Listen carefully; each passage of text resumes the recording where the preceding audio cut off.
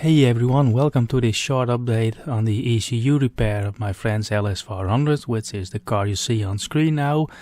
Yesterday I visited him and we installed the ECU, went for a test drive. Let me show you. Here is the ECU prior to installation.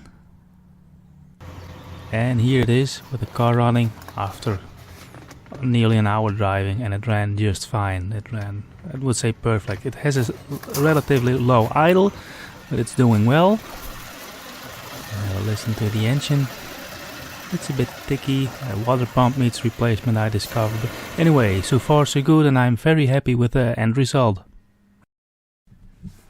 If you'd like to see more of the ECU repair I did, I'll put the links up on top of the screen. There are parts 1, part 2, and unfortunately there's a part 3 also, which was the last one.